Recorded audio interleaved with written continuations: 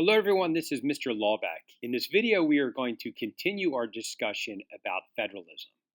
Now, we know that federalism is when power is shared between a national government and the state governments. So first, we'll take a look at this Venn diagram. So as you can see, the expressed or enumerated powers are delegated to the national government. So on this side of the Venn diagram, these are the powers of only the federal government. Now, on the right side of the Venn diagram, are reserved powers, meaning these are reserved to the states.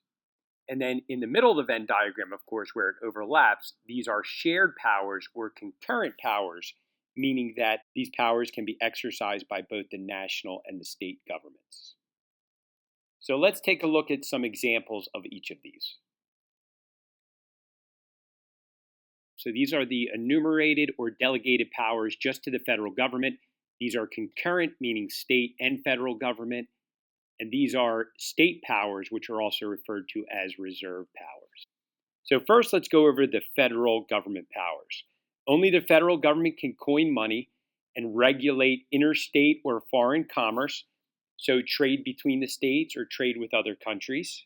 Only the federal government can conduct foreign affairs, establish rules of naturalization, or immigration rules, or how to become a U.S. citizen.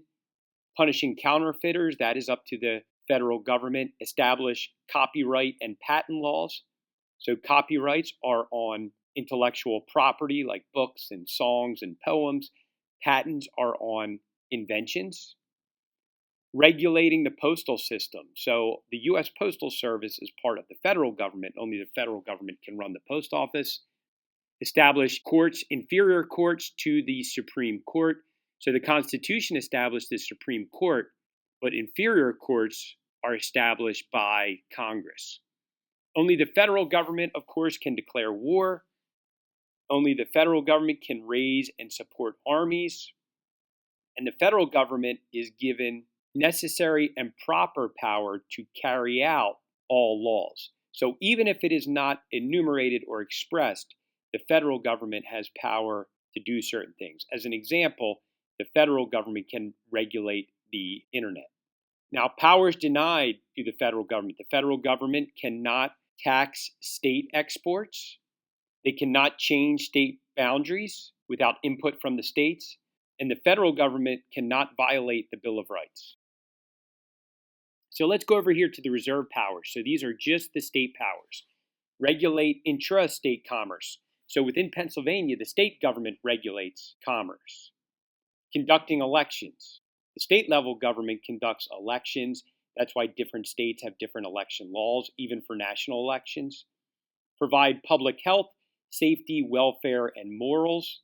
As an example of this, states can make their own gambling laws, to a certain degree their own abortion laws. Establishing local government. So the state government, Pennsylvania, established Lower Merion Township, Narberth Borough, Montgomery County, and Lower Merion School District. States can maintain a militia. This would be the National Guard, so the Pennsylvania National Guard. And states also have a big hand in ratifying amendments or changes to the Constitution. So powers denied to the states. States are not allowed to tax imports and exports out of their state. They cannot coin money, of course. They cannot enter into treaties with foreign countries. That is only the job of the national level government. So concurrent powers, these are held by both the federal government and the state governments. Both levels of government can create or levy and collect taxes. Both levels can borrow money for government functions. Both levels can make and enforce laws. Both state and national level can establish a court. Remember, we have a dual court system. Both levels can charter banks and corporations.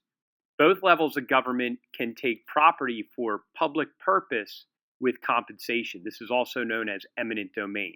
So the government can take your property for government use, but they need to give you fair market value for it. So a couple of big takeaways.